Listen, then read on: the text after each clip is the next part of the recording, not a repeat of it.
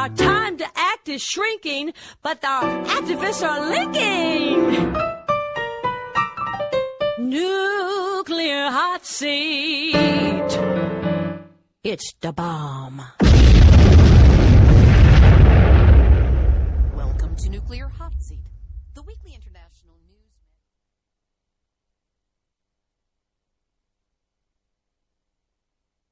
My name is Libby Halevi. I'm the producer and host, as well as a survivor of the nuclear accident at 3 Mile Island from just 1 mile away. So I know what can happen when those nuclear so-called experts get it wrong. This week, we talk with Diane Turco of Cape Downwinders on what it was like to be the accidental recipient of a wayward Nuclear Regulatory Commission email that spilled the beans on how bad the Pilgrim nuclear power station at the base of Cape Cod really is. And we also talked with Kristen Iverson, author of the superb book Full Body Burden, Growing Up in the Nuclear Shadow of Rocky Flats. Kristen explains the preliminary results of the new Rocky Flats Health Survey, which is meant to determine what has happened to the health of those who lived and worked in proximity with that nuclear weapons production site near Denver, Colorado. Plus, numbnuts of the week for outstanding nuclear boneheadedness, the NRC's nuclear reactor duck and cover report on what's gone wrong this week with those aging dangerous rust buckets, and more honest nuclear information than is likely to be discussed at any of the incoming cabinet meetings taking place in Washington, D.C. after January 20th, 2017. All of it coming up in just a few moments. Today is Tuesday, December 13, 2016, and here is the week's nuclear news from a different perspective. Starting off in Massachusetts, where this story is so good it deserves to be numbnuts of the week, except for the fact that it's really good for our side. Referencing an article in the Cape Cod Times by the marvelous journalist Christine Legere, in an in-house email sent Monday to the Nuclear Regulatory Commission officials, the leader of a federal inspection team currently scouring equipment, procedures, and staff performance at Pilgrim Nuclear Power Station says that inspectors are struggling to interpret just what they are seeing in the troubled plant. Well, they may be looking for a way to spin it, but there is no way to spin this one, guys. The email states that while employees show a lot of positive energy, quote, it appears many staff across the site may not have the standards to know what good actually is. So wrote Donald Jackson, Chief of Operations at the NRC's Northeast Region and team leader. He went on to say, the plant seems overwhelmed just trying to run the station. On Jackson's list of findings to date are failures of plant workers to follow established industry procedures, broken equipment that never gets properly fixed, lack of required expertise among plant experts, failure of some staff to understand their roles and responsibilities, and a team of employees who appear to be struggling with keeping the nuclear plant running. Exelon Corporation, you got some splaining to do. This is the exact kind of information that all of the nuclear industry's spin-miters can try to frame as something positive or even benign, and they're not going to get away with it this time because they simply can't. So how the heck did this news, this email, get out? Who let the dogs out? Who let the genie out of that bottle? To find out, I called Diane Turco, co-founder of Cape Downwinders, the group that has been challenging and fighting against this nuclear reactor for decades, who also just happened to be the recipient of this email. Diane Turco, how in the world did you end up getting a copy of that email from the NRC, and what was it like when you discovered that you had it? I was grocery shopping. I just finished talking with my daughter, and I thought I'd just check my iPhone and see if I had any emails. And so I saw there was something from the NRC, and I just kind of scrolled down quick to see what the next report was. and I noticed it looked more like a conversation. And then I realized it was. And I was like, whoa. So I went back up on the top and saw that my name was in the email to box. And then I scrolled down to the bottom to make sure there was no confidentiality clause. And I had a red bar on my phone, and I thought, I've got to get this off my phone immediately. So I just sent it to Christine Legere, our fabulous reporter at the Cape Cod Times, and then my phone died. So I hadn't even really read it, but I sent it to her just to make sure it was in somebody else's hands. Right, getting yourself a protection copy out there, and definitely considering the excellence of Christine's reporting, the superlative nature of her reporting, she was the right person to send it to. What happened from that point? Well, then Christine did a front page over the fold story in the Cape Cod Times, and it just has blown apart what's happening at Pilgrim. You know, when I finally read the report, it was alarming because of the true nature of the voice of Don Jackson, who wrote this. He's an expert investigator with the NRC. And this preliminary report proves that the NRC goal of, quote, arresting declining performance, unquote, is not happening at all.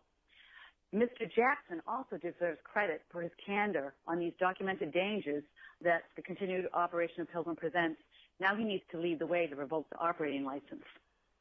When I read about this, of course, it was a bombshell going off. What has been the impact? Has it been covered by the Boston Globe? Has it been covered by broadcast? How wide has the story gotten, and what has been the impact? Oh, well, you know, it has been huge. It's been in the Boston Globe front page over the fold. It's been in all the Boston news stations, TV stations. The New York Times called us yesterday to follow up on this story. I mean, it's huge. This is a game changer. When you read this report, you will be shocked to hear what the NRC observed. And now they cannot go back on these words. They can't whitewash this and stuff it into a box because we have it in black and white from them. If I could share one of the comments, this is what they said, and this is quote, "The observation of actual performance, however, is somewhat disjointed. It appears that many staff across the site may not have the standards to know what good actually is.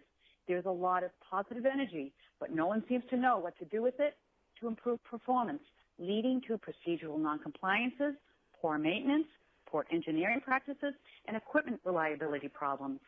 Unquote. We have seen a nuclear reactor where workers have a lack of training, they're short-staffed, and there's a lack of resources. And this all points to systemic mismanagement and energy not putting any money into this dying reactor. And that's a threat to us all. It's a stunning report. Do you have any idea how it got to you? Was it that you were on an accidental CC list? Was a list picked up from somewhere else? Any clue at all about this?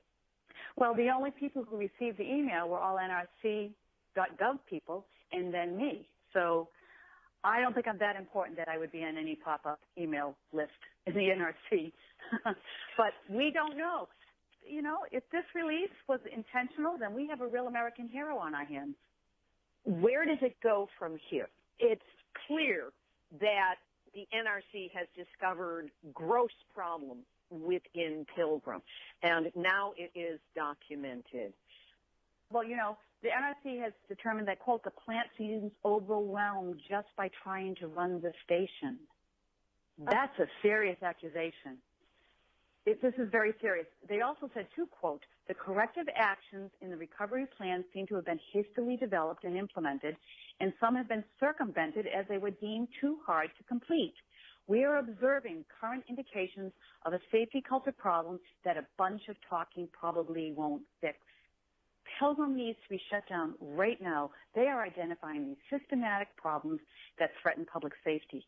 So we're looking for Governor Baker, Senator Markey, Senator Warren, and the whole congressional delegation to come out and make a statement that because public safety is threatened here, that the Nuclear Regulatory Commission must revoke the operating license now. They haven't done that yet. So we're hoping with this report, it's in black and white, that they will step up and do their job. How fast could that happen, and what can we do to help you create the pressure that will make that happen? Well, I think calling Governor Baker, Senator Markey, Warren, and congressional representatives They need to hear from the people, but also, too, they have a responsibility to read this report and do something. This is so glaringly alarming. It's evidence that Pilgrim should be shut down, and they need to act on this. Given this report, and if anybody reads it, we have a civic and moral obligation to be outraged. This reactor right now is threatening 5 million people who live in that 50-mile emergency planning zone. We're not talking about a candy factory here. We're talking about a nuclear power reactor. And this can no longer be ignored. So people need to step up and speak out. It's the time in our democratic society that action by the people is really going to make the change and nothing else. So we're asking folks to call Governor Baker, Senator Markey Warren, the whole Massachusetts delegation, to demand that they now make a statement, a public statement, that Pilgrim is a threat to the people of the Commonwealth and must be shut down now. You're going to give us some links and some phone numbers, which will be posted on the website. I'm not often speechless, but this comes as close as I've been in a long time, because the magnitude of what has been revealed is terrifying, because it sounds like even if they're doing their best there, it's nowhere near good enough, and they're not equipped to take care of any kind of an emergency situation, that if anything, they're creating an emergency situation on their own, just by being there and allowed to continue to operate. The fear being that with this being the Christmas season, the holiday season, that members of the Massachusetts legislature are all going to be home and hoping that this blows over, rather than seizing the opportunity to give a real gift to the people of the Commonwealth and really the people on Earth, and shutting this thing down before something truly catastrophic happens there. So well said, so well said. It would be a gift to all of us to have Pilgrim shut down immediately. We recognize now that the NRC can't save us, and that our representative needs to act on that. I have to just share that one Plymouth resident actually said that this email may well save our lives. Here's hoping that that's true, and that the save comes in sooner rather than later. It's clear that this is nothing that will be corrected by itself. It is nothing that will be created by the company.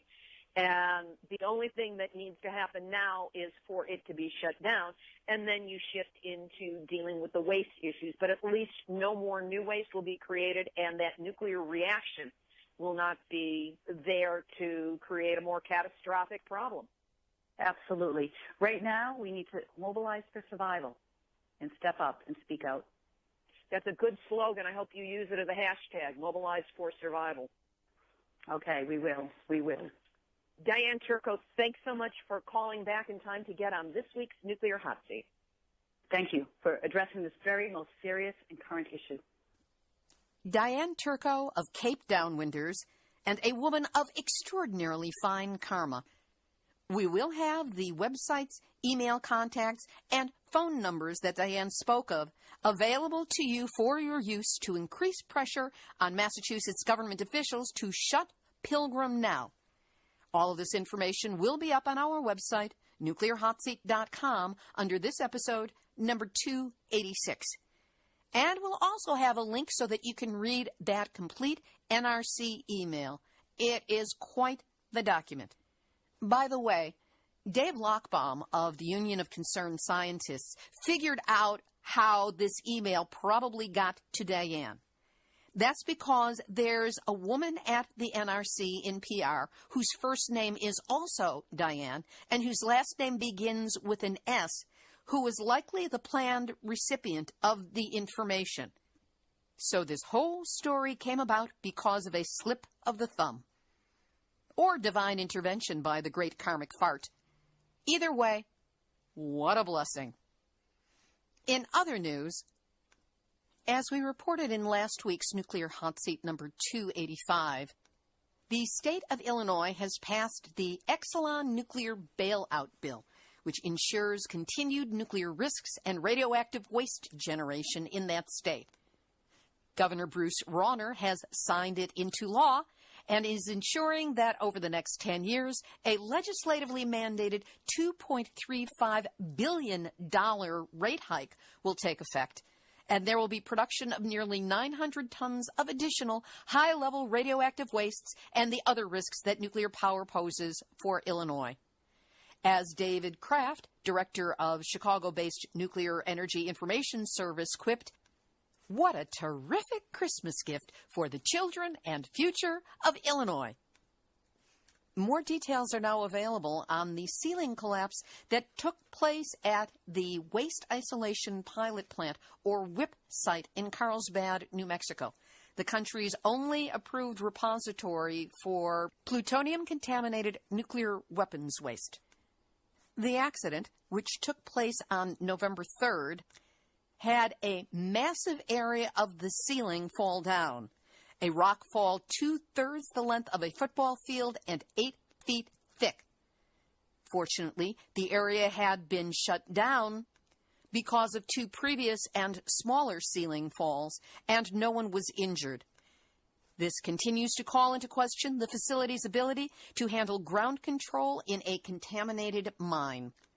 Sorry, Energy Secretary Moni Moniz, but your little duplicitous statement that WIPP was going to be back in operation by the end of December of this year doesn't look like it. Don Hancock, a longtime WIPP watchdog at Albuquerque's Southwest Research and Information Center and a regular source of information here on Nuclear Hotseat, said, "DOE should take its time because it is a safety issue. It is a radioactively contaminated mine without adequate ventilation, and in addition, they are having roof fall problems in the exact rooms they say they want to put the waste in." And now for the nuclear reactor duck and cover report, based on the reports that go directly to the Nuclear Regulatory Commission. At Peach Bottom in Pennsylvania on December 8th, the Unit 2 high-pressure core injection system failed to meet surveillance testing requirements for achieving rating flow, and operations declared the system inoperable. The condition is being reported as one that could have prevented the fulfillment of the safety function of a system required to mitigate the consequences of a design event. That's a really big accident. At 9 Mile Point in New York on December 10th, the manual reactor scram due to high maintenance turbine vibrations led to a hot shutdown.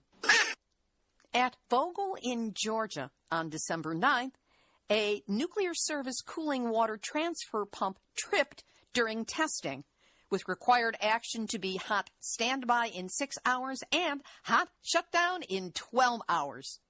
Yet another good reason for all of us to duck and cover. Entergy Corporation has announced that the Palisades nuclear power plant in Michigan will close in 2018. The reactor on the shores of Lake Michigan, only 70 miles away from Chicago, will be shut down for business reasons. Entergy plans to refuel Palisades as scheduled in the spring of 2017 and operate through the end of the fuel cycle, then permanently shut down as of October 1st, 2018. 2 days after my birthday. Hallelujah. Here's hoping nothing goes wrong before then. This next story may be old news to some, but now it's verifiable. Cesium-134, the fingerprint of Fukushima, has been measured in seawater samples taken from Tillamook Bay and Gold Beach in Oregon, according to researchers from the Woods Hole Oceanographic Institution. Because of its relatively short half-life, Cesium-134 can only have come from Fukushima. And for the first time, Cesium-134 has also been officially detected in Canadian salmon. This according to the Fukushima Inform project led by University of Victoria chemical oceanographer Jay Cullen. To put these findings in perspective, here's a note from Heidi Huttner. To put that information in perspective, here's a note I picked up on social media from Heidi Huttner, director of the Sustainability Study Program at Stony Brook University. She wrote, "Remember, folks, you only detect something if you are testing for it. To my knowledge, only one official scientific group is currently testing for radiation from Japan in the oceans, the Woods Hole crowd-funded research, and not extensively. The Japanese government has repressed findings. As a friend writes to me, the Japanese Secrecy Act can be used to hide information, and there's a concerted effort to stop people from revealing medical information. Doctors and nurses have been warned not to report their findings related to radiation exposure, and media professionals have been threatened and fired. So we really don't know the full extent of what's happened to the Pacific Ocean as a result of Fukushima. Despite the many emails that I have gotten urging me to one side or another, it is now clear that Donald Trump is not neutral or on the fence when it comes to nuclear. In a document obtained by Bloomberg, Trump's transition team asked the Energy Department how it can help keep nuclear reactors, quote, operating as part of the nation's infrastructure, end quote, and what it could do to prevent the shutdown of plants. Meanwhile, the Plowshares Fund has a new report out, 10 Big Nuclear Ideas for the Next President. We'll have a link to it up on the website, nuclearhotseat.com. Internationally speaking, China has flown a nuclear bomber over South China Sea as a message to Donald Trump. And no, we're not talking about skywriting. China flew a nuclear-capable bomber outside of its borders in a show of force less than a week before Trump's phone call with the president of Taiwan. The H-6 bomber has been used by China to drop nuclear devices in tests. Just a little wake-up call. Some good news. The United Nations has agreed to an Irish charity's call to designate April 26 as UN International Chernobyl Day. It is meant to be a lasting reminder of the world's worst nuclear accident until Fukushima, with Chernobyl having happened on April 26, 1986. The announcement was hailed by Chernobyl charity crusader Adi Roche, who made the suggestion during her address to the UN General Assembly earlier this year to mark the 30th anniversary of the accident. Her call was backed by the Belarusian government and subsequently by 30 other countries. The move was finally sanctioned by the UN this week. Thank you, Adi. And one of the activities of the group that she founded, Chernobyl Children International, is the Rest and Recuperation Program, which gives children who come from impoverished backgrounds and state-run institutions a health-boosting reprieve from the toxic environment and high levels of radiation to which they are exposed. The contamination is worse this year because forest fires called excess contamination for the kids through the smoke that re-released radionuclides into the environment, thus rendering recontamination perpetual. And from Japan, this trickily worded article from Asahi Shimbun. They say that radiation in all seafood caught off Fukushima Prefecture, quote, tested below the detectable level in November for the first time since the 2011 nuclear disaster. The prefectural government said that all samples fell below the detection threshold. But where was that detection level set? No answer to that. It also says the tests since April of last year show that the pollution in all samples was, quote, within the safety limit. But that's an artificially set number. Or, as Professor Chris Busby says, below detectable level is one statement, the other is below safety limit. These are not the same. We'll have today's featured interview in just a moment. But first, ho, ho, ho. Happy Chana Krista Kwanzaa Solstice Ramamas. If you've been wondering where to send your holiday end-of-year donation, please think of Nuclear Hotseat, your premier source for verifiable nuclear news. We rely on your donations to keep bringing you the information you won't hear anywhere else. We are up and running every week, 52 weeks a year, and trust me, we could not do it without your support. So please, help us keep getting the information out that allows you to know what's really going on in the nuclear world. Consider it your holiday gift towards a nuclear-free future. Guaranteed good karma points. Anything you can contribute, we would welcome. No donation is too small. And, of course, you always have the option of making a small monthly donation, what I call the Starbucks donation of buying a cup of coffee, by setting it up as a recurring payment. We are grateful for anything you can contribute, so please do what you can today. Just go to nuclearhotseat.com and click on the big red donate button. Know that anything you can do to support us helps us all get to what is hopefully going to be a nuclear-free future. The Rocky Flats plant was a former nuclear weapons production facility in Colorado near both Boulder and Denver. It operated from 1952 to 1992 and left behind a toxic radioactive legacy made worse by numerous fires at the site, which dispersed plutonium and other deadly radionuclides in the smoke and ash. Declared a Superfund site, the cleanup has been long and controversial, as the U.S. Department of Energy, U.S. Environmental Protection Agency, and the Colorado Department of Public Health and Environment have all concluded that the cleanup has been effective. The government even turned it into a wildlife refuge. But there have long been stories of illnesses, cancers, mutations, problems of all kinds in those who lived near and worked in the facility. And none of that showed up in these assessments by the government agencies. A new health study, begun in May 2016, has just released preliminary results. And they are stunning. To find out more, I spoke with Kristen Iverson. She is author of the acclaimed book, Full Body Burden, Growing Up in the Nuclear Shadow of Rocky Flats. We've previously interviewed Kristen about Rocky Flats on Nuclear Hot Seat number 222, which aired on September 22nd of 2015. Here, she gives us the lowdown on this recent health study and what its preliminary findings indicate, as well as how we can respond in a way that helps those impacted by the radioactive releases.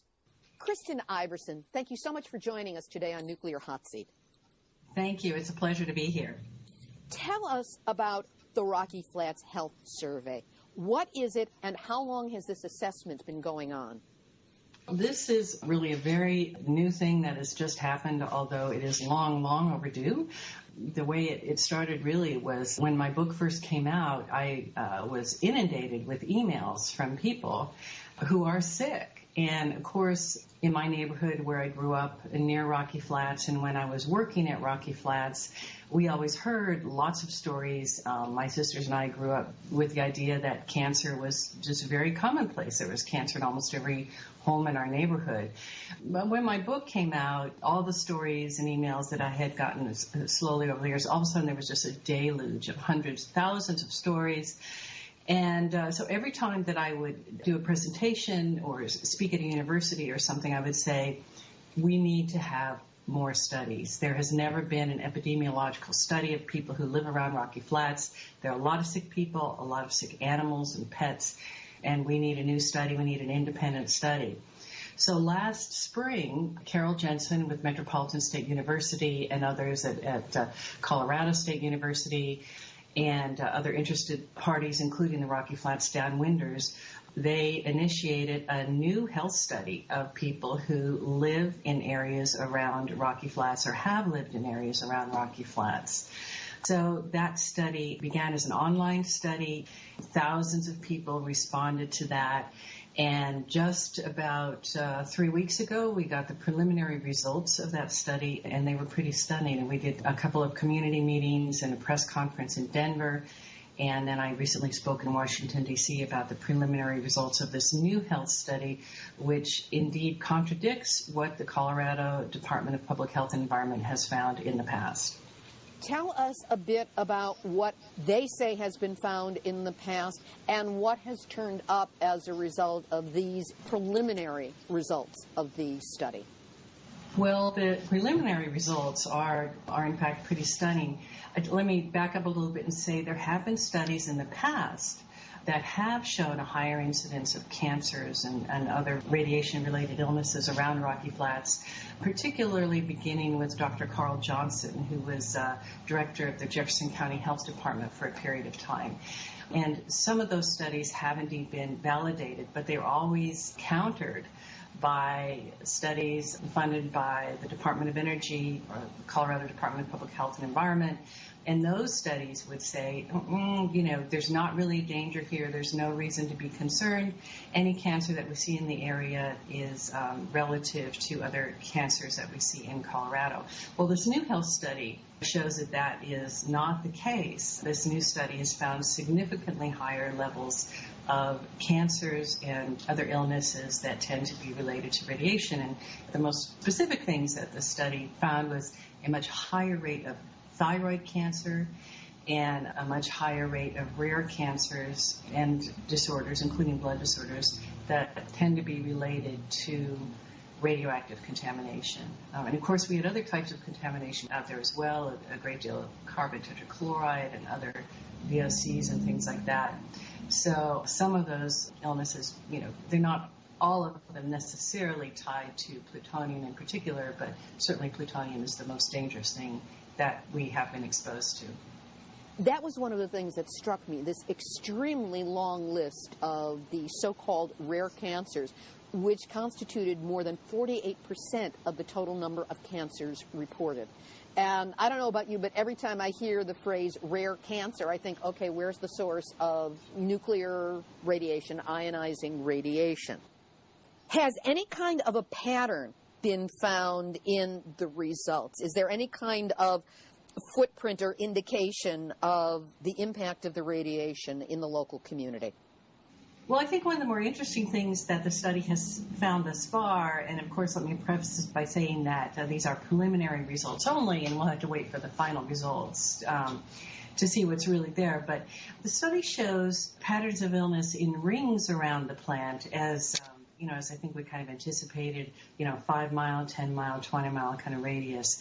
But what it's showing that I don't think anyone really anticipated is that the patterns of illness tend to follow the pattern of the plumes from the 1957 and the 1969 fires. Now, of course, there were many fires at Rocky Flats, more than 200 fires over the course of 38 years, but those two fires were the biggest. And they were so big, the measuring equipment and the filtering equipment both were burned out, so we will never know exactly how much contamination spread over the Metro Denver area from those two fires. But we do know the plume, and that plume is mapped quite clearly based on Department of Energy information. And what we're seeing thus far is that patterns of illness tend to follow the pattern of that particular plume. What does that speak to in terms of relevance of this report? Does it reveal something that we need to understand about the way these plumes and the contamination run? Well, I think for one thing, it certainly demonstrates the fact that this type of contamination cannot be contained. It can't be contained on site. It can't be contained within particular areas. Once it's out, it's out. And this is, of course, in Colorado, it's all dependent upon the wind patterns and how the winds come down off those mountains, the Chinook winds in particular, and move across that land and take all of that contamination over Arvada and related areas near, where I grew up in those areas, but then on over the Metro Denver area. And then onto the state border, it doesn't stop at the state border. It goes on from there. It's quite a very dramatic map of contamination. One thing that points to is the need to take a close look in terms of health effects, not just at neighborhoods within 5, 10, 20, 30 miles of Rocky Flats. Certainly that 10-mile radius is pretty significant. But over the Metro Denver area, we see the plume extending in a very specific way. We also saw some interesting things up around Broomfield. And at this point, it's only speculation, of course, but that might be tied to some of the problems they had with Great Western Reservoir, which was eventually closed due to contamination from plutonium and also tritium. And there have been some ongoing concerns in that area as well. And so there are little clusters of illness up around Broomfield, which is up north of where we see most of the other illnesses. How has this information been received by the local community and hopefully by those in government who have some power to do something about it? In Colorado, on the local level, reception has been mixed, I would say, and I certainly understand the great diversity of feelings that people might have about a study like this. Of course, there is great concern and worry from people who live in the area, who have children. Let me emphasize that many of the illnesses and health effects that we're seeing are not just from people in their 60s or their 50s or their 40s or people who were, living in the area when the plant was in operation. But we see illnesses from people in their 20s and their 30s and children. There's a lot of new home development around Rocky Flats. And, of course, many of those families are young families, and they move into the area, and they have no idea what's happened or why they should be concerned. But we're seeing illnesses there. So I think in Colorado, people are concerned. People are scared. People are worried that they have not been fully informed, certainly about the risk of living in the area. And then we also have people are feeling very much in a kind of a catch-22 with the fact that there's all this new housing development, new families are moving in, they've invested. I've heard from so many people who've moved into the area, they invest their life savings into a house, they don't realize that there's any risk associated with it, and they're afraid to speak up. People are worried about home values, some people. And so that gets into the mix as well. There's so much pressure out there for home development and business development and a push to just forget that Rocky Flats ever happened, pretend that there is no risk, and that's certainly where the developers and to a certain extent government agencies would like us to go in that direction. So the results were met in Colorado with some concern and some controversy. And then recently when I spoke in Washington, D.C. and shared these results and talked to people there was a kind of, well, of course. I think people outside of Colorado on a national and even international level understand more fully what happened at Rocky Flats, what happened with the environment and the ongoing health legacy, and why we need to be concerned. I think this is going to be an important study. It may lead us to a direct correlation between radioactive contamination and very specific health effects. There's a deep parallel for me between what is happening with Rocky Flats, which are the effects of contamination that goes back to, when did it start there? Was that the early 50s? I think about 1952? 1952, right. Mm-hmm. And what the people of North St. Louis are going through with their contamination that they've been dealing with since 1942 and the inappropriate dispersal of the radioactive materials there, that it seems that the further away we get from the initiating contamination and exposure, the more intense the health effects are, and that it almost could be plotted along a chart between what's happened there since 1942, what's happened in Rocky Flats since 1952. Has there been any attempt to coordinate the responses that people have been giving on their health between the various communities that have experienced exposure? One of the most important grassroots organizations to emerge in the last couple of years is Rocky Flats Downwinders. There have been many organizations concerned about health effects of Rocky Flats and what's happening in the environment and ongoing leaks at the plant and all of that, and they include the Rocky Mountain Peace and Justice Center, Candelas Glows, which is an organization concerned about the new home development out there, various other really terrific organizations. But I think the first organization to kind of really bring all of these diverse groups together is Rocky Flats Downwinders. And certainly they have been a big part of this new study and making sure that information gets out to the public. What is the next step for this study? These are preliminary findings. What else is being put in the mix before there's some final destination for the study? Well, it's interesting. Once this information reached the news, the newspaper and local television stations and that sort of thing, the Colorado Department of Public Health and Environment responded with a letter to all of us at Rocky Flats Downwinders and said that they would indeed recognize that there was some concern and they intended to do a study of their own, although we didn't receive very many details about that. It turns out that the study that they intend to do is quite limited in scope. They would like to have access to all of the information that the new health study has thus far, And I'm not sure what's going to happen with this. I know that Rocky Flats Downwinders has responded with a letter requesting that if the CDPHE does a new study, that they broaden the parameters, that they look at people who have lived in the area going all the way back to the 1960s and as much as that is possible to the present day and broaden the geographic area that they're going to study. However, I think it's also important, certainly my own personal feeling is that it's very important to have an independent study. If CDPHE and DOE do a new study, that's terrific and very much needed.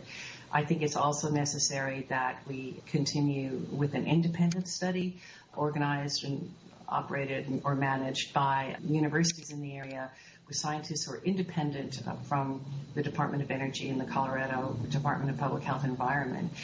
We're also looking at new independent soil studies in neighborhoods around the plant and really excited about that. And again, I think it's very important to have independent studies. It's great if CDPHE and DOE wants to do more studies. They're absolutely needed. And we need independent studies as well. So that's my hope, that we continue to move forward in these two areas. And what I really hope to see is continued and further truth and transparency with respect to what happened at Rocky Flats and what is happening now. There's so much home development. They just broke ground for a new elementary school out there. There are no signs. There is very little information for people who want to move into the area, and it's a beautiful area. It's a great place, to grow up. Near Denver, near Boulder, the location is spectacular. People move into the area thinking that they're moving into a beautiful area, great place to raise kids, and then they find out after they've signed the contract on the house that there may be some risk and perhaps significant risk associated with living out there and certainly with raising children. And there's no law that mandates that realtors, in showing property, disclose what potential risks there may be on the property? There's nothing specific that requires them to disclose what happened. Just 3 weeks ago, another writer, professor, friend of mine, we went out together out to the site and we toured some of the new home developments, frankly, just to see what real estate agents were telling people. And it was very interesting. And what we were told was that, and this was only when we asked about it, we were told that there were new trails, new schools. It was going to open as a national wildlife refuge. And wouldn't that be terrific? Deer and, all that sort of thing, trails, hiking, great for kids and all that. When we pressed the real estate agent about what might have happened there and would she be willing to tell us, we were told that there was a facility there, but it had been all cleaned up, and Rocky Flats was the most successful environmental cleanup in the country, in the history of the United States. That's what we were told, and that it was entirely safe. There was nothing to worry about. And your assessment of that statement? I think it's untrue. I think there are a lot of listeners to Nuclear Hot Seat who would agree with you. As regards that national preserve, would you be willing to take a hike through there without hazmat equipment of any kind on you? I wouldn't go on that land. We felt some trepidation tromping through the neighborhoods and looking at the new houses, which is directly adjacent to the site. And I suppose one thing that I keep in mind, there's a little bit of gallows humor here, given the fact that I worked at Rocky Flats and I grew up next to Rocky Flats. And the joke in my family has always been, well, Rocky Flats is why we all have such glowing personalities. We didn't know. And then the best that we can do now, and we've all had health issues, the best we can do now is just, watch and keep track of things and try to stay informed. And I keep my children informed, and we get our checkups and all of that. Would I hike on the site? Absolutely not. And I can't tell you how many hundreds of workers, local residents, lawyers, attorneys, scientists, so many people have said the same thing. It's not worth the risk. And it's a very sad situation. It's beautiful land. But I think what must happen now is we've got to keep it closed. We've got to keep it closed, and we've got to have more studies. And studies over time. As you said, none of this happens immediately. The cancers and illnesses that we're seeing take time, and they are passed on to generations or generational. And, of course, some exposures continuing with the ongoing leaks and problems that they're having at the site currently. Anything else you would like to add at this time? I'd just like to add that I'm just very grateful for all of the people who are working in this area in Colorado and on a national level as well. It's a really difficult subject. Many of the people involved they've worked at Rocky Flats, they've grown up in the area, they've seen the kinds of illnesses, in their own families or for themselves. And so I'm just very grateful for their dedication and their ongoing efforts. It's a long journey working in this area. Well, I'm very grateful to you for taking time out of what sounded like an excruciatingly busy schedule to speak with me this morning and make yourself available to the listeners of Nuclear Hot Seat. Thanks so much, Libby. Thank you for having me. Author Kristen Iverson. We'll have a link to the Rocky Flats Health Survey up on our website, nuclearhotseat.com, under this episode, number 286. We'll also have a link to Kristen's website so that you can see more about her book, and if you haven't read it already, it is a terrific read. And now... Nuclear Hot Seat, Nuclear Hot Seat, Nuclear Hot Seat, none that's out a week. OMG. Real estate agents. Where is your sense of ethics, your morality, your humanity? Did you hear it in Kristen's interview? Realtors selling homes built on the edge of Rocky Flats, not only not telling potential home buyers about the radioactive legacy just across the street, but when questioned, claiming that it was, quote, the most successful environmental cleanup in the country in the history of the United States. What a talking point! What a spin! I'm dizzy just thinking about it. But it's not just in Colorado. 3 weeks ago, on Nuclear Hot Seat number 283, I interviewed Robin Ellison Daly, who lives in a house with her husband less than half a mile from the illegally buried radioactive World War II nuclear weapons waste in the Westlake landfill. Robin reported that independent tests showed that dust taken from behind her refrigerator registered at 1,000 times background radiation and carried a signature identical to that of the waste in the Westlake landfill. And then she also told us that a real estate agent had just sold a house on her block to a young couple who hadn't a clue what they were getting into. And here in the Los Angeles area, where real estate agents are required by law to disclose any known defects with a property, none of the real estate agents I know who represent homes in the Simi Valley will mention the partial meltdown that took place in 1957 at the Santa Susana Field Lab and left the area contaminated with radiation, or the radioactive radon that poured out of the Porter Ranch gas leak for 5 months in early 2016. This is unconscionable. Does the National Association of Realtors make up these talking points and force you to memorize them before you're allowed to receive your license? Do they sanction this kind of lying by omission? Is it your office policy? Or are you just swallowing party line and not bothering to do your own research, saying, well, the government says it's okay, so I guess it's okay? Whatever the case, until and unless this demonic abuse of the trust of innocent homebuyers stops, and you tell the truth about radiological contamination in and around the properties you are selling, real estate agents, realtors, your offices, your national organization, all of you are this week's Nuclear Hot Seat, none that's out a week. Thought I forgot about it, didn't you? Activist shout out. Congratulations to Hervé Courtois, a.k.a. Deun Renard, on closing in on 2 million views of nuclear-news.net, a reliable source for information on all aspects of the nuclear issue, especially those coming from Japan. I know Hervé does not do this alone, and my apologies, I don't have the other names in front of me right now, but when I get them, I will fill them in. There's a call out by Just Moms STL, Humans of Westlake Landfill, in alliance with the Franciscan Sisters of Mary, for a national candlelight prayer vigil for human and environmental justice. Areas of concern include, but are not limited to, Westlake Landfill, Coldwater Creek, Flint, Michigan, Standing Rock, and any of the issues in your area. They're calling for this on Thursday, December 22nd, 7 p.m. You can do that in your local time zone. Bring musical instruments, writings, art, drums, rattle songs. Raise your voices in a joyful noise on behalf of life on the planet. Sounds like a deal to me, and it's right in conjunct with the solstice.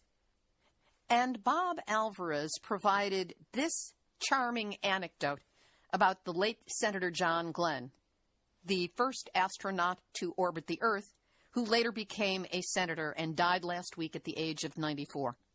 Bob served for 5 years as one of the Senate's primary staff experts on the U.S. nuclear weapons program and also as a senior investigator for the U.S. Senate Committee on Governmental Affairs, which was chaired by Senator John Glenn. Bob said, "I recall a Senate Armed Services Committee meeting where Senator Glenn showed me a drawing he made of a crocodile shedding a giant tear just after Senator Strom Thurmond, who was by this time incapable of coherent, spontaneous speech and could only read off 3x5 note cards fed by his staff, bemoaned the loss of beautiful hardwood trees on the Savannah River nuclear weapons plant site in South Carolina. This happened because of construction of a cooling tower for one of the decrepit plutonium production reactors. Senator Glenn soon after played an instrumental role in shutting down all plutonium production at SRP for public safety reasons and started the cleanup of this profoundly contaminated site. It seems that they just don't make senators like they used to, except for some. Here's today's final thought. Oh, what a twisted web is being woven. Fake news is showing up all over the place, and it's being used to muddy our understanding of any issue and anyone who stands for anything. I don't even know if it's focused any more than just being a great sport for people who can't do anything positive with their lives to mess with the world and smear it all over with garbage and confusion. This disinformation is starting to show up in the movement against nuclear in all of its many forms. This is more than just the usual spin and counter perspectives put forth by the nuclear industry mouthpieces like World Nuclear News, the IAEA, the United Nations UNSCEAR, and more. It's worse than the made-up gag-me-with-a-spoon faux quote-unquote science of insanities like hormesis or the Fukushima Daiichi ice wall. What we're talking about here is intentional, made-up, whole cloth, having nothing to do with reality posts that are starting to show up on social media to be passed on as news. And unfortunately, it's been catching some very smart activists by surprise, and they have failed to recognize the warning signs before passing it along. Just 2 examples from the past week. A report out of China that hit me from a couple of directions that since Fukushima, Japan doctors have identified 2 new blood types.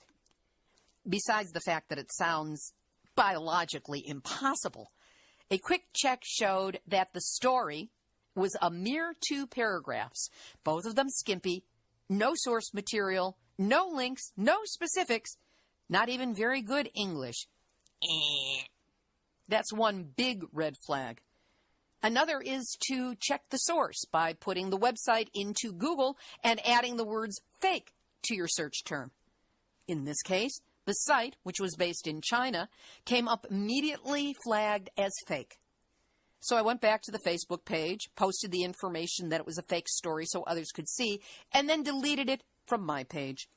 I don't believe in passing along fake, I don't even want to call it news, fake junk, in order to point out to people that it's fake, when many will just see that I posted it and, quite understandably, believe that I'm endorsing it or saying that it's real, when in truth it's not. The other story was more insidious, and this one got me going for a while until I ran it down. It seemed to be announcing that Canada had just approved Ontario Power Generation's high-level radioactive waste repository to be built 1 mile from the shore of Lake Huron, meaning 1 mile from the shore of all the Great Lakes. I'll admit that I saw red. I was furious when I read this, until it hit me that it was posted on a Sunday night and said that a panel had approved it. I know that this particular decision will take more than a panel to approve, and besides, official government panels do not meet on a Sunday, let alone release a major news story at that time. Friday afternoon at 4 o'clock, yes. Sunday at any time, no. So I did another Google search using the term OPG nuclear waste dump approved. And lo and behold, the first 2 articles that came up were from Stop the Great Lakes Nuclear Dump, informational articles. If this story were true, it would be all over that first page. So there was no corroboration. False story. Again, I wrote a note on it not being true and then deleted it from my page. I tell you this so that you'll be careful out there. Some really good people were fooled, and I was even fooled to begin with. Realize that if a story is outrageous, too good or too bad to be true, make certain you check it out before you hit that share button.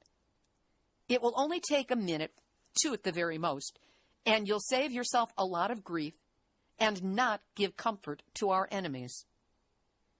That's why, when I tell you about Nuclear Hotseat, that I utilize information only from verifiable sources, this is the kind of work I do on stories one after another after another. It's really easy to get derailed by flashy headlines, be they wish fulfillment or nightmare-inducing. I check as best I can online, and if I'm still not sure, I make a quick call, send a text, or shoot an email to someone I know can steer me right. So please, if it looks too good or too bad to be true, do yourself a favor and look a little deeper before you click that share button. This has been Nuclear Hotseat for Tuesday, December 13, 2016. Material for this week's program has been researched and compiled from CapeCodTimes.com and the superb journalism of Christine Legere, NEIS.org, ABQJournal.com, MLive.com, USA Today, CBSNews.com, Bloomberg.com, Plowshares.org, EENews.net, Asahi.com, JapanTimes.com, Mainichi.com, TheDailyBeast.com, Independent.co.uk, Mining.com, ChinaPost.com, ChernobylChildren'sInternational.org, IrishExaminer.com, the Nuclear Regulatory Commission, thanks to the work of Erica Gray, Sean Arkwright for his superb advice on European-based issues, and the resolute planet protectors who gather at the Nuclear Hotseat site on Facebook, which you are all invited to come to so you can join us, like us, really like us, and share our posts with your friends and family. Theme music written by me, sung by Marilee Weber, accompaniment by John Barnard, recorded at Winslow Court Studio in Hollywood. If you have a story lead, a hot tip, or a suggestion of someone to interview, send an email to info@nuclearhotseat.com. We are copyright 2016, Libby Halevi and Hardestry Communications. All rights reserved, but fair use allowed as long as proper attribution is provided.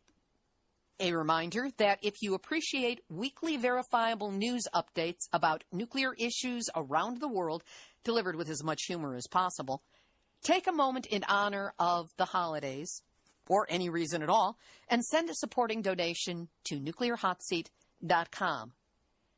This is Libby Halevi of Hardestry Communications, the heart of the art of communicating, reminding you that Nuclear Hotseat is downloaded in 112 countries. People are listening, and the activists are linking. So let's get to work and not go back to sleep, because we are all in the Nuclear Hotseat. Nuclear hot seat. What are those people thinking? Nuclear hot seat. What have those boys been drinking? Nuclear hot seat. The corium is sinking. Our time at the deck is shrinking.